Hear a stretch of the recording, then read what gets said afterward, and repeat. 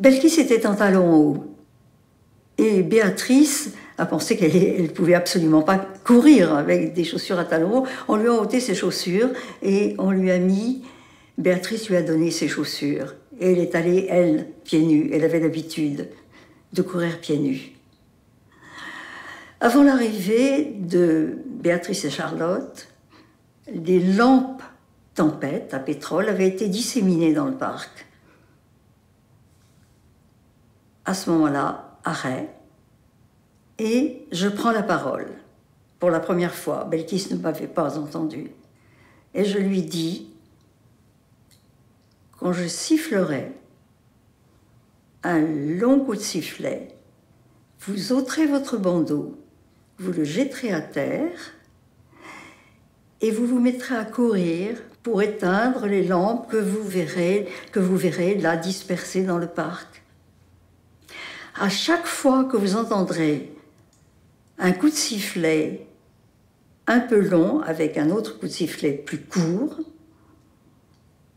vous vous arrêterez. Donc, je lui ai donné ce coup de sifflet et elle s'est mise à courir. Et évidemment, elle ne pouvait pas courir vraiment. Enfin, elle voyait les lampes, mais elle ne pouvait pas courir vraiment très rapidement. Et je lui avais dit, j'ai oublié de dire ça, je lui avais dit que, enfin je ne sais pas si je l'ai dit ou pas, que quand elle entendrait un autre coup de sifflet, un court plus un long, elle devrait s'immobiliser. Non, je crois que je l'ai dit.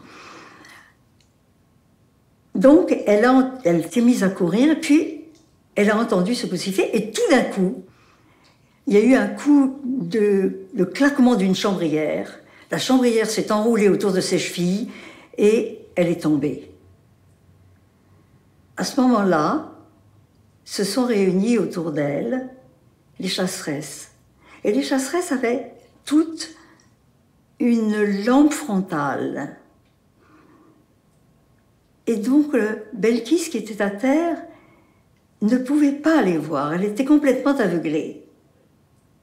Et dans ce premier temps, les chasseresses l'ont fustigée, se sont servis sur elle les instruments qu'elles avaient choisis. Et elles se sont retirées et Belkis m'a dit j'ai froid. Je lui ai dit mais vous allez courir.